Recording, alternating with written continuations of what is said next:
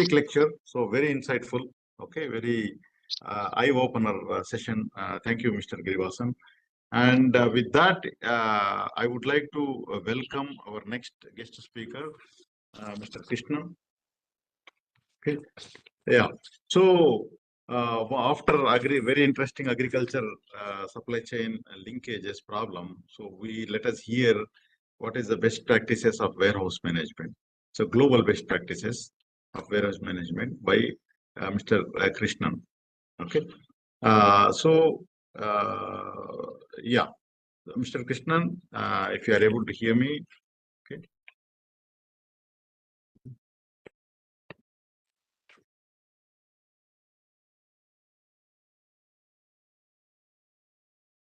You need to make a presenter.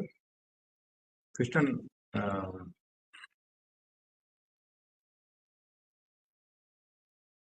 yeah, we are unable to hear you. I'm not sure. If you are speaking, unable to hear. Your mic is. Krishnan, are you able to hear me? Yeah. Deep, can you check? Now I can hear you. Yeah. Okay. See you also. So how are you, sir? How are you doing? Yeah, fine. Good to see you. Welcome back again to the show. So let us hear the warehouse management best practices by Mr. Krishnan. So let me give a quick introduction to Mr. Krishnan. Yeah, Krishnan is a seasoned supply chain executive, expert over more than 15 years experience in 3PL operations, and overall maybe another 10 years experience in another part of supply chain. He has a proven track record of driving efficiency, optimizing logistics processes, and delivering significant value to organizations across industries. Okay, so with that a quick introduction, so I welcome Mr. Krishnan to address the attendees. Okay, so please feel free, sir. So you can introduce yourself very quickly, and then let us discuss about warehousing best practices. So over to you, Mr. Krishnan. Thank you very much. Thank you, Mr. Khader, for giving me this opportunity to speak on this topic. And about the sharing of the slides, should I be sharing or you are sharing? Share it. So you have a share button in the bottom.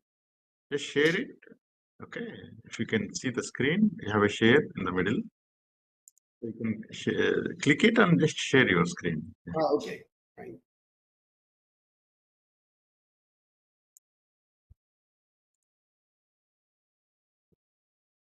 Is it visible now? I think it's coming up. So let's wait.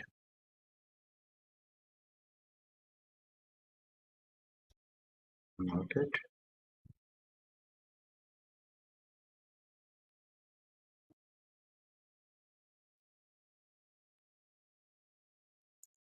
Okay. Did you share it?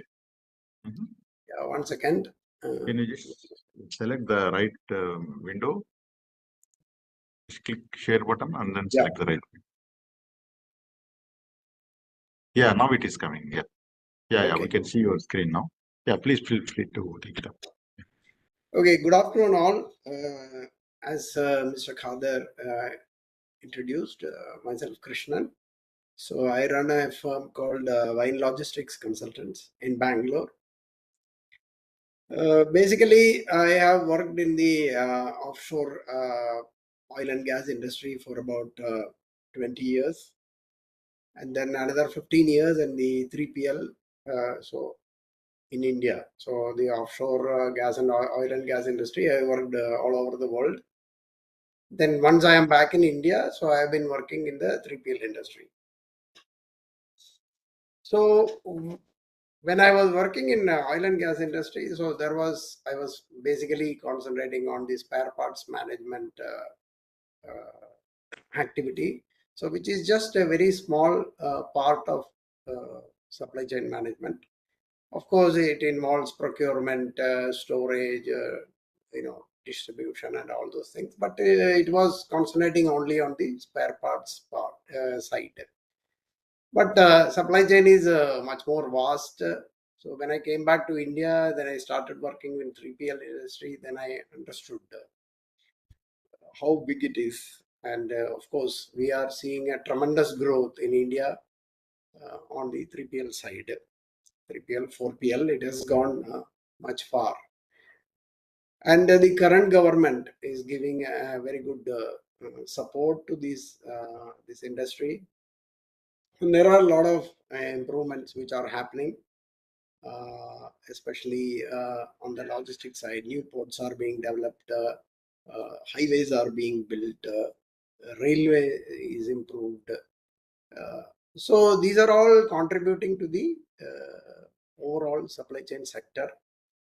But I happened to hear the earlier speaker who was mentioning about the market linkage.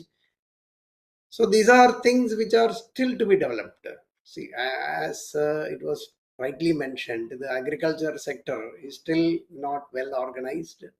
That's why the farmers are not getting the right price. Again, another sector which I will say is the transport sector. So that again is a not very well organized sector. So again, these are all has to happen simultaneously. See, everything has to work. Then only the overall supply chain will improve. See, only one sector improves and the other doesn't improve, then again we are back to square one. So it has to be a comprehensive. It has to be looked into a comprehensive way. Then things will start looking up. I think we are in the right direction at this moment. I think with the current government support, I think this will happen over a period of time.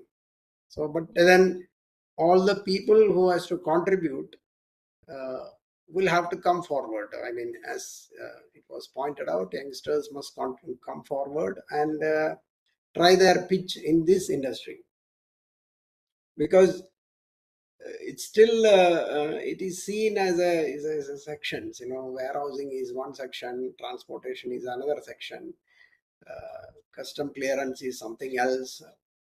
So these are all scattered, though they have not come together in one platform yet. Though there are a lot of efforts happening there. So basically, today I am going to talk about the best practices in the warehousing side. Because basically, I was working in warehouses in oil and gas industry, and currently also my concentration is on that side. But again, my logistic consultants is catering to transportation, warehousing, custom clearances, and other related activities in the supply chain. So I try to help the people who want to find a warehouse, arrange all other logistic activities in Bangalore as well as other cities in India. So there should be more people should be coming forward and try to work in these directions. So when coming to our topic, global best practices. So So we are in the first screen, title screen. So yeah, title screen. So I'll go ahead. So the first point here. yeah, Yeah. we are in the first normal PPT open. It's not in the slide share. Okay. So make sure it is moving. Yeah. Can you go to the next page and check It it? is optimize warehouse layout slide. Oh, You no, are no, able to no. see it? No, no, no. Still in the page one only. So maybe you need to select the right window while sharing. Yeah, now I can see the another. Yes, yes. Now I can see it. Yeah, yeah. That means it's working. Please proceed. Yeah. So in a warehousing environment, to understand the best practices all around the world. So one of the key factor is to optimize the warehouse layout. So warehouse layout, when we say that, there are various kinds of warehouses. So warehouse catering to 3PL environments, warehouse for e-commerce, warehouse for single products or a single manufacturers. So their warehouse. So it is all a different setup in each warehouses. So how do we optimize this use? Because now if you see, the warehouses are not anymore stone structures or buildings. It has come to PEB structures. So PEB structure is always the height factor is about 30 to 40 feet high. So how do we utilize that space very efficiently? So if I have a ground space of 30,000 square feet warehouse in a PEB structure which has got about 40 feet high, how will I use it? So if this 30,000 is only which I use the ground space, and then the rest of the height, if I don't use it, then I'm not making any benefit for myself, and I'm not sharing it with the customer also. So the way out is use the height. So use the height means we have to do rackings. So which is here in the fourth point. So racking system, but it is not very cheap. Racking costs a lot.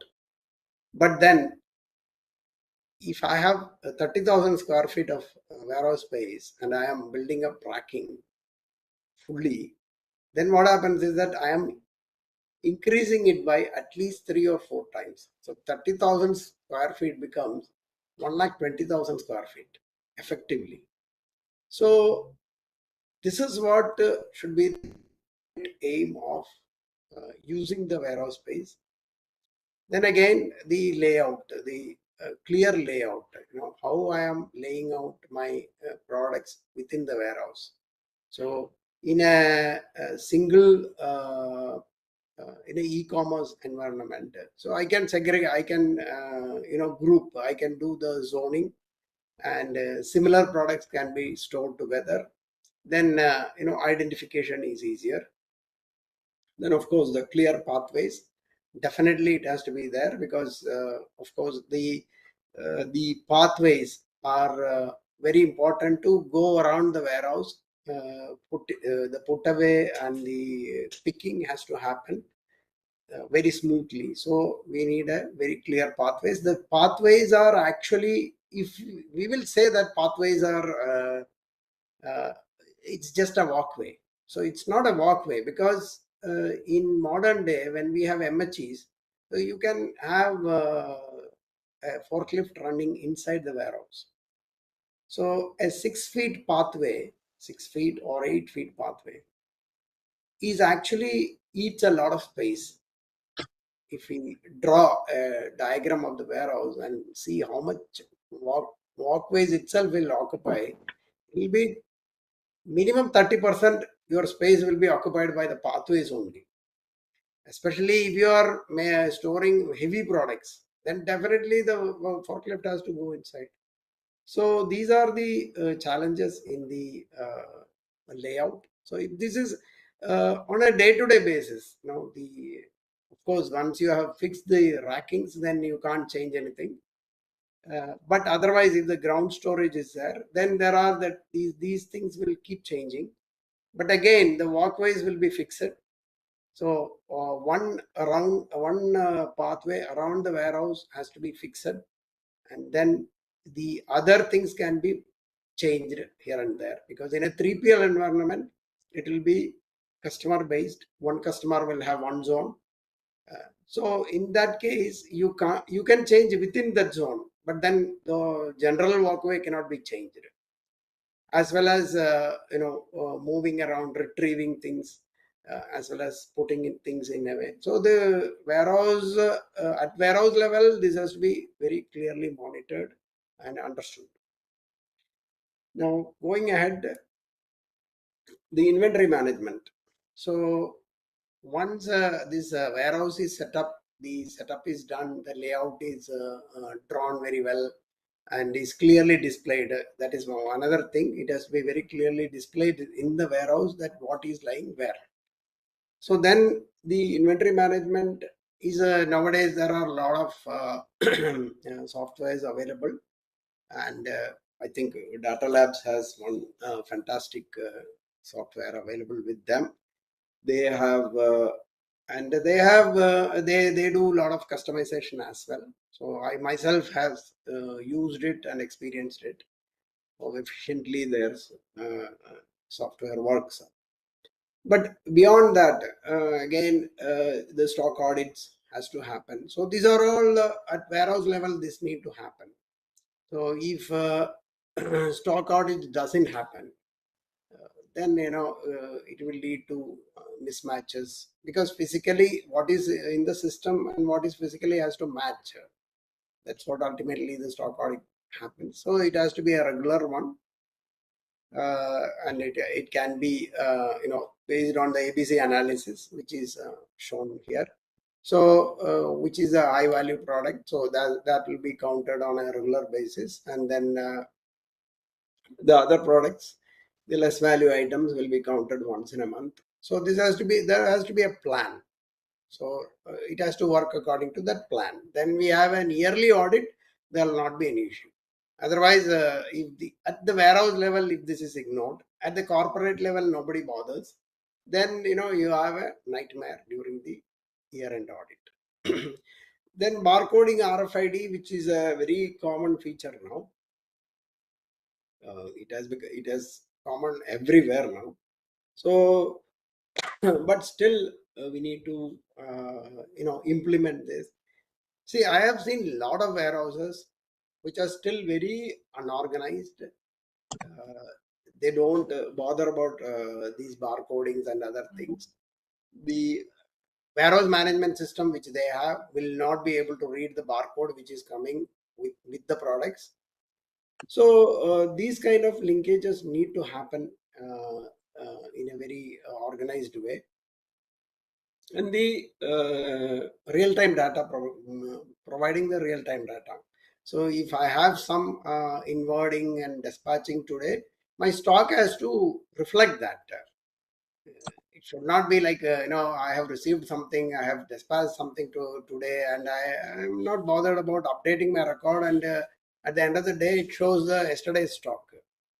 Doesn't make any sense. So this need to be, as a corporate policy, this has to implement in any warehouses, any 3PL companies. They need to insist on all these things. So going ahead, technology integration. So of course, technology is vastly improved, because when I started working in a warehouse, at that time there was actually very minimum level of computer, very minimum. So at that time there was no RFID, there was no warehouse management system wasn't there at that time. This was, I'm talking about 1996. Then afterwards it has vastly improved from 96 to 2025. It has a great change. So now warehouse management systems are available everywhere. So introducing a warehouse management system is a must, and integration with the customer. So customer may have different software installed for ERP. So how does this integrate with them? And the 3PL companies has to provide that integration. Then only the customer will feel satisfied for the services rented. If I say that, okay, my warehouse management system I'll keep and your stock you can keep, this will not work efficiently. Then coming to automation and robotics, these are very highly expensive installations. In India, how much I have seen very big warehouses like Reliance DCs or other Amazon DCs. They have all these conveyor belt, automated guided vehicles, all these things. So they will be able to afford it and do it. But then a small time warehouse operator are not able to do it. Probably they are not even aware of this. So at that level, this has to come in. So conveyor belt. When I talk about conveyor belt, see, I happened to visit one of the railway yards here in Bangalore ICD. So I was asking the railway people that it was storing cement majorly. So I said, cement loading and unloading, why can't we have a conveyor? So they do have a conveyor. They do have a conveyor for loading and unloading, but still it was some young railway officer. He thought that this will be a very good idea, and they introduced that conveyor. They showed it to me. It works very well because otherwise it was very manually operated, very manually operated. So these kind of things, though expensive, but I'm sure that over a period of time, these all will come in the warehouses in use. And of course, in Western countries, yeah, this may be more in practice. But again, it comes to cost effectiveness. Then mobile devices are, I think, already in practice. It is, I have seen in warehouses, they work with the mobile devices, even tracing the locations and other things, they use mobile devices.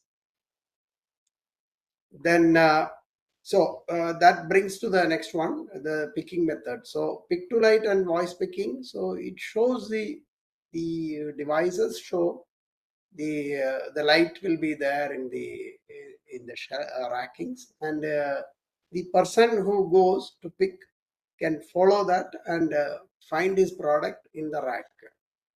See, actually, what happens is that it is very mechanical because people don't need to know about the product or where it is located. They just follow those indications and go and pick the things. So another one is that batch picking. So again, this will reduce this will improve the efficiency of people doing the picking and less effort. And automated picking is in the pharmaceutical industry, where the pickings can be very very precise, small products. But I have seen pharmaceutical products stored in a very haphazard way also. Correct. So I have seen both, and I was wondering, because a lot of pharmaceutical products are hazardous also. So hazardous goods are kept in a very careful manner, which actually compromises the safety of the products, safety of the place, safety of the warehouse. So of course, that will take a while in India and all. This will take a little, because in Bangalore, what I see that they are left, right, and center. It doesn't matter, whether the safety norms are followed, whether the facility has enough, infrastructure support. Doesn't care. So still, how the housing industry has grown rampantly without even proper roads. Even warehouse complexes I have visited recent ones doesn't have a proper road, approach road to that. But I think over a period of time this will pick up. So when we go to this brings to our safety and compliance factor. See, I have seen a warehouse burned down in half an hour. 50,000 square feet warehouse burned down in half an hour. So this was like 2017. Mhm. Now, 2017 to 2025, we are another 8 years ahead. But when I go to the warehouses, I ask, what is the fire safety? Is there a smoke alarm fitted? Is there a heat detector anywhere? Still, warehouses are struggling to implement all these things, or they are not bothered. They think that, okay, nothing will happen. They think that, why should I do all those things? Nothing is going to happen. Or they don't even think about that. But when I get an audit from somewhere in Singapore or from Europe, they point out each of these things very specifically. They are very very careful about these things. In India, the safety norms are still not So Krishna sir, the page number, can you just check it? It's number 5. I think we need to move. We're still in. Yeah. Now, can you? Yeah. Now I can see it. Okay. Is There it is no okay now? safety and compliance. Yeah. Yeah. Okay. So again, about the what I was talking about, the fire safety. Then there are safety related to the people. So I don't think personal protective equipments are provided to most of the warehouses. Very rarely I have seen warehouses working with a protective helmets or gloves. Safety shoes, yes, that has become a norm.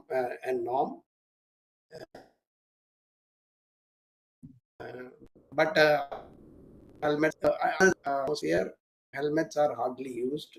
Gloves again, I rarely see people using gloves in India. But where I was working in oil and gas. These three were a must. Were a must at all times. So I myself have wore these things for years together. So I think they are also important because very small accidents can happen, and that leads to personal injury. So this awareness has to improve. And again, the signage and handling procedures. Many warehouses have forklift, but no, they will stand on a pallet and ask the forklift operator to lift. People will stand on it, and they'll go up on it to reach the racks. So these kind of very unsafe practices are very common here. And unless there is a proper safety officer who monitors all these things, in this case, a simple warehouse manager can do that job, or warehouse in charge can do that job. It's that simple. But speaking and doing are two different things. Then equipment maintenance. That's another gray area because we think that all the equipments work and work and work and never stop unless it breaks down. We make it work until it breaks down. We don't pay annual maintenance contract so somebody can come and do that work. AMC we say is just a waste. We forget that it improves the machine's lifetime. Even if it is our car, we don't do our servicing on time. It will have a breakdown eventually. So that is something which needs regular maintenance. Then fire safety and emergency procedures. Yes, these fire drills. Again, one more area where stringently is not followed.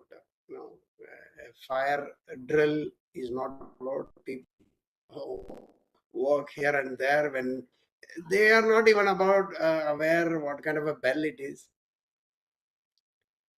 Where is the assembly point? So they have to assemble, counting the people. People simply gather at the assembly station. So when I was in offshore location, so we have to really count because there was very little time. Because in an offshore situation, it could be not fire, it could be even hydrogen sulfide gas. In that case, we need a very clear count of people. Then only we can, go ahead and ensure safety of all involved. So these are things which are safety related, and as I said, the warehouse building safety itself. As I mentioned in the beginning, a warehouse was gutted in half an hour after closing of the warehouse at 7:30. At 8 o'clock, the warehouse was completely gutted down. There was fire extinguisher, but 2 security guards. What they can do in a 50,000 square feet? How will they fight fire? They are not trained to it. How will they do that? So these are simple questions we need to ask ourselves when we set up a warehouse. Okay, just going ahead. So this comes to the next point. You change Training. the page. Yeah, can you change the page? Yes. It is in page number 6. Is it visible? Yeah. Safety and compliance. Mhm. No, this is employee training and engagement. I think you need to move slide. Uh, Maybe what you move. Yeah, now I can see it. Yeah, okay. So I think every time I have to move it. Is yeah, it yeah. okay? Is it employee training and engagement? I can hear. Yeah. Mhm. Okay.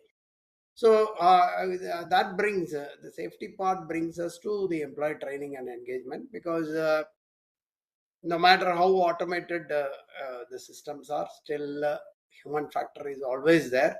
So they need some kind of a training and training refreshments.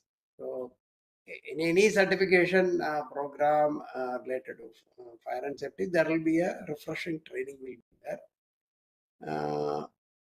So this is a part and parcel of that. So not only the training is imparted related to safety, but again on inventory management, software, equipment use, everywhere there is a training has to be provided, and there has to be a training chart in the company when a new joinee comes in. So how the training has to be imparted to the production, when the employee induction program, there it will be there. It has to be there.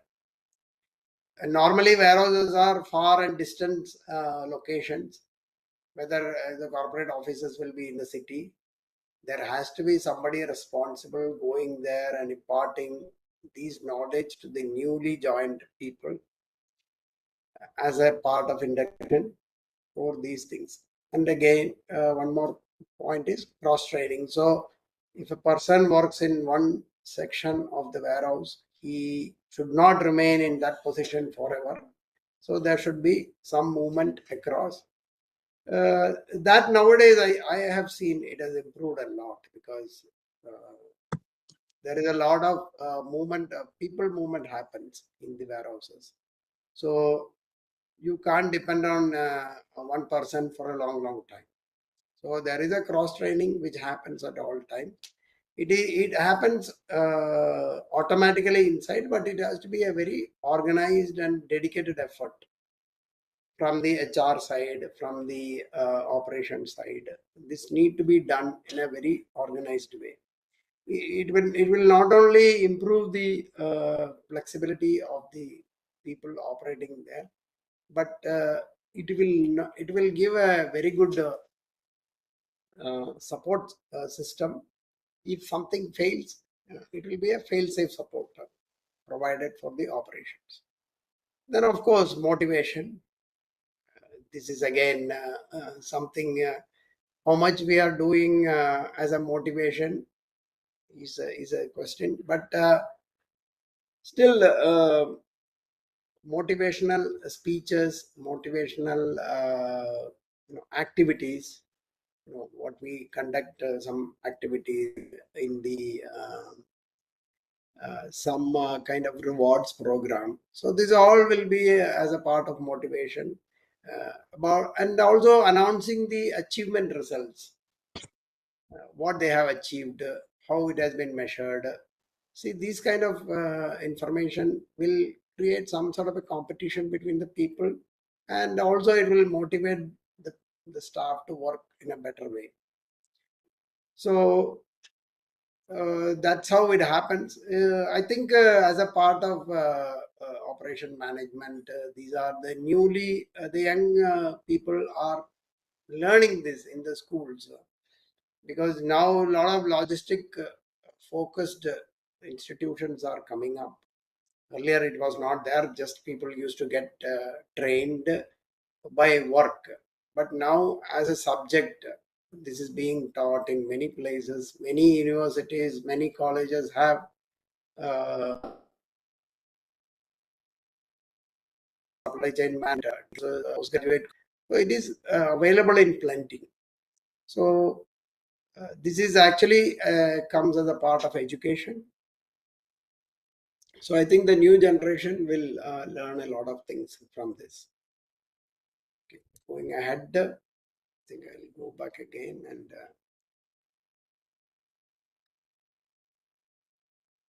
Okay, so one of the major challenges in the warehouse situation, and one of the best practices to see the order fulfillment and the shipping optimization. So, order fulfillment in a e-commerce environment. This is very, very crucial because you have to pick the right package and dispatch it to the right location, so with a minimum time. In the e-commerce portals, we already have a time frame set when the delivery has to happen.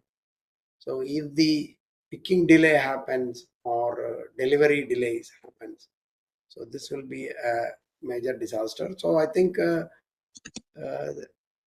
that shipping and packing stations, nowadays the shipping and packing stations have cameras installed, and which is recorded, and they keep a backup of 90 days. So any shipping errors or anything will be very clearly visible. And label automation. So again, the labels are in the rackings, labels are on the products. So I think those automations are happening, but still, it is in major warehouses, you can see all these updations. But in a smaller warehouses, these are not still visible. It will take time.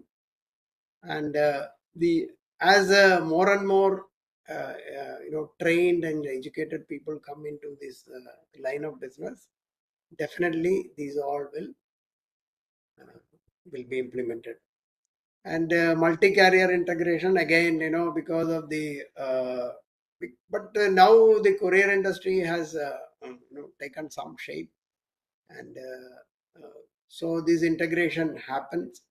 And so again, as a part of software integration, so this carrier integration also happens there. So recently, I have seen, from a portal, when once the order is generated, so it automatically gets to the warehouse, it gets to the carrier picks up on the same day. So I think there is a good improvement, but it is just related to the courier industry. But if you are trying to hire a FTL, then this is a different story. So that is where the unorganized part of the transportation system comes in. Because if I want to transport something from location A to B, then it is a normal truck transport. Then I have to look around for transporters. So that is still not very organized. That's what is my experience so far. So going ahead,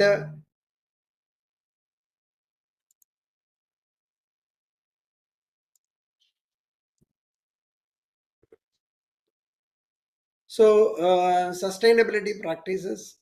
So energy efficiency, because see the PB warehouses have a very good system of you know the lighting systems, and during the day they don't need any kind of lighting to be there, because the lighting is automatically installed in the roof. The natural light will fall in. So that's a very good thing, because they don't use any kind of lighting unless it is a concrete structure or stone made building. So we Because are in page number 8, sir. I'm in page number 8. Yeah. Then waste reduction. So the generation of waste in the warehouses. I mean, it is because the packaging material, the strapping plastic, the pallets, the cellophane which is wrapped around.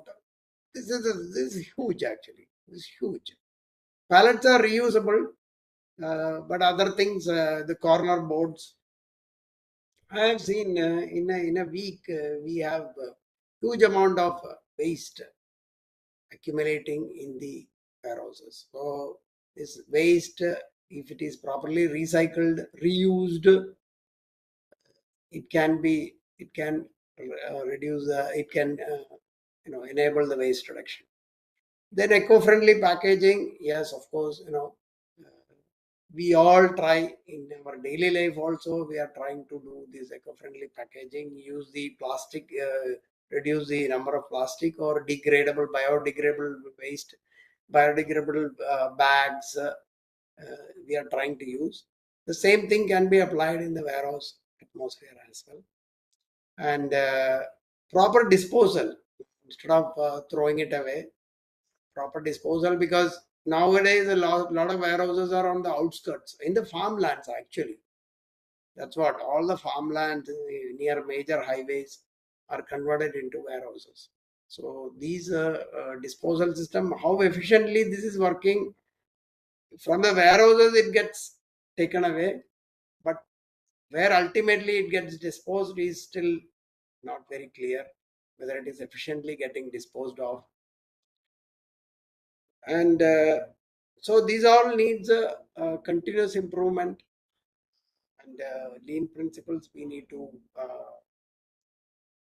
implement on all these things, where are the process has to be refined each time. So going ahead,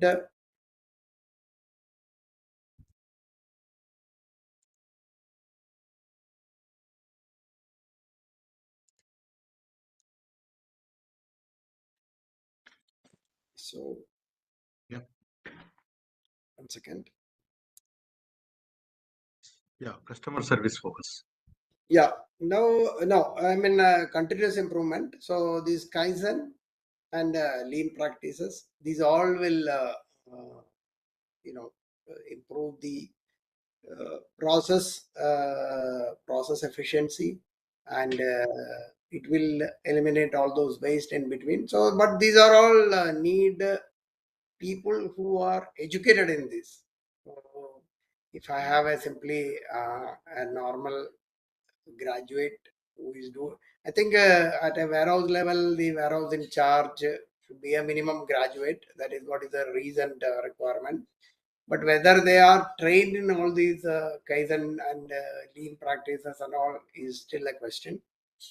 So that should be part of the training which the company provides. Many companies believe that I train somebody, but he doesn't stick with me. So what is the point of doing all these things? But nobody joins a firm seeing that I'll leave there in another 2 months or 3 months or 6 months. Irrespective of what happens later, what the training platforms provide, that need to be provided to everybody. Instead of arguing in another way, doesn't make sense. Then, of course, the performance metrics, which I mentioned earlier, the performance metrics need to be clearly measured and informed to the people as a group. So there should be some kind of a system which is implemented to show that who is the best performer and who is the next best performer. So these kind of things definitely can be implemented, and that will improve the efficiency, and it will keep motivating the people. Okay, so let us go ahead. So it's next is customer service focus.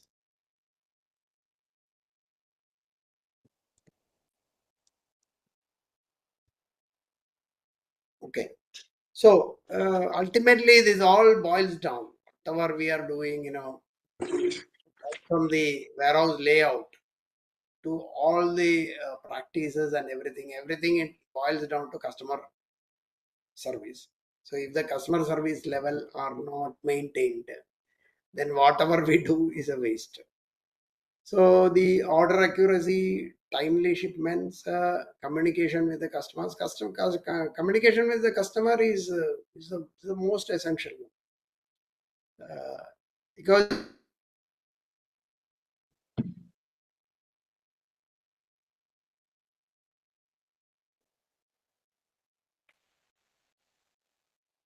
Hello. WhatsApp email was not seen. Some attachments were not open. Mhm.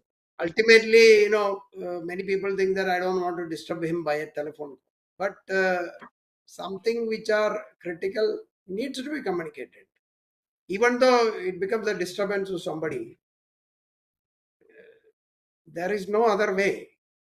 Because I still remember some time ago, one of my senior bosses in our Milan office had to Mhm. approve some purchase order. So the operator in Sharjah was afraid. She was worried to call him and inform him.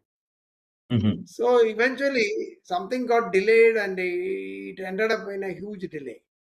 So this hesitance to communicate effectively, even if no matter how the position of that person is, something has to happen. I need to communicate, and everybody doesn't check emails every 10 minutes.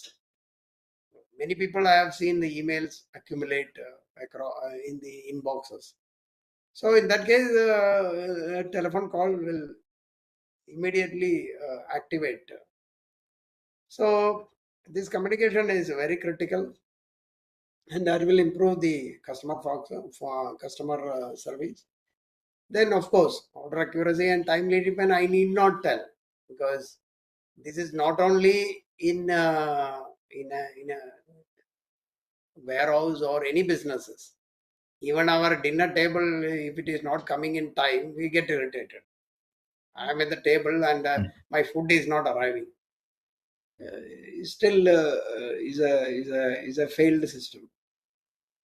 So these are the best practices. I mean, the practices are there from the beginning. Any practices are there, but then there are new assistants, technological assistants are there to augment all these things. Therefore, we need to put it in practice. That's the most important factor. And awareness. Awareness is not there, because if I can do a particular activity in one way, there are other ways to perform it also. Mhm. So Yeah. basically, I come to the slides. So fantastic I insights. Yeah, fantastic insights, Mr. Krishnan. Now, uh, uh, now as you see, the technology is evolving very fast, and now everybody is at the edge of disruption by AI and other technologies. So still, warehousing people, especially in India and other part of the world, not automating their processes. Still, they consider this is like a investment. Not it is like an expense, not as an investment. So, what do you advise for the companies now for 2025? What are the top three things they should do? Okay, and then what are the top three things even for the supply chains managing operations? So, what is it your advice? say one is that the automation in the warehouse management system is a must, and you can't escape it.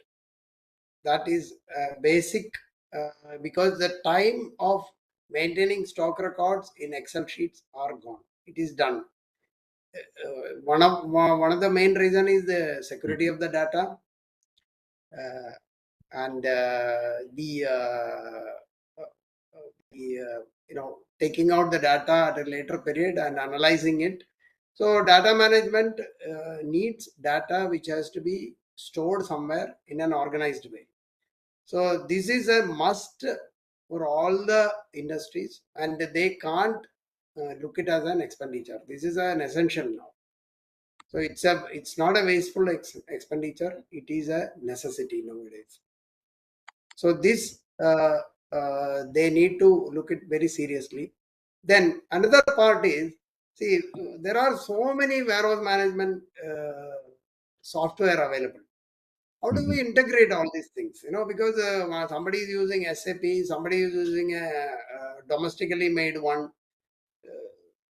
The integration is very, very important, because if my stock records show something and it is not reflected in the customer's uh, WMS or ERP, again it is a waste, because again I have to communicate to them in a different manner, which actually has to be avoided. So once these are all coming into a single platform, which actually has not happened, I mean, all over the world this is the same issue. So that has to be thought through. It's not easy. As long as there are software developers, each industry will say, forget about industry. Within the industry itself, each company will say, I want it customized like this, customized like that. No, all the cold storage software doesn't work similarly. Each cold storage company will have different software. Correct. Even though in principle they will be working in the same way, but they will be different process, different procedures, different way of presenting it. If these all can come in an integrated way, or all the 3PL works in the same way, or all the 3PL uses the same software, no, it's not. But if these all happens in a, or integration happens, that also is enough. If they use different software, that's okay, but integration has to happen. Correct. Mhm. Fantastic.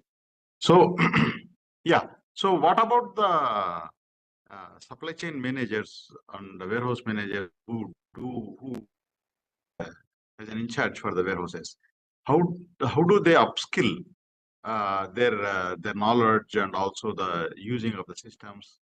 Okay, and how to adopt to the new technologies? What is it? Because nowadays, especially in the warehousing operations, people are so busy they don't spare time for learning. So, what is your advice for the warehousing managers and also for the warehousing owners or operators? See, the training has to happen at a corporate level, organized at a corporate level. See, most of the 3PL company doesn't have any training department at all. They don't have any training department. They simply do an induction. Induction is done by HR. HR hardly calls the operation guy, okay, be part of the induction. They may have some slides around. They'll show all the slides to the guys, the new joinees. And then actually it happens on ground. The training happens on ground. There is no very systematic training happens. Even for a simple thing like lifting a product. Now, lifting a product, lifting, see, maximum a person is allowed to lift is about 20 to 25 kilograms. You are not supposed to lift anything more than that without physically injuring you. Mhm. Now, Mhm. who is explaining this to the people that you are not supposed to do it? You have to use a mechanical equipment to do that work. They Mhm. don't do it. So this training has to be organized at from the corporate level. They need to tell the warehouse level, yes, there is a training program planned. It has to be attended, and they have to spare some time for this. Warehouse managers are very responsible people, because they have to oversee the operation of each and everything in the warehouse. They need to know what is happening in each corner of the warehouse at any point of time. They should be aware of it. So now the new education system, even though it teaches all these things, but on a practical level, whether this is being implemented. See, I myself have uh, uh, you know uh, seen a lot of colleges sending people to the warehouses to understand the operations. A lot of logistic colleges in and around Bangalore uh, send us their students to understand. But at the end of the at the end of the internship kind of thing, all the people just disappear. They look for some other areas of working and they go away. That's what I have seen. So the education has to be very focused, more practical. See, the education in India itself basically is like that, because we are studying in the books, but practically what we are learning is very less. During our school or colleges, we learn very less in practical. I think it has to be done by the each 3PL companies or e-commerce companies. This need to be given a lot of focus. Perfect, sir. Perfect. So thank you for joining the session and giving a wonderful lecture, sharing your insights. So, any questions from the participants? We will just share it with you to answer them offline, and you can always be there to answer them whenever appropriately comes. Okay. So thank you very much, Mr. Krishnan. Thank you for joining all the and sharing your insights. Thank you very much. Thank you, Mr. Gautam. Thank you.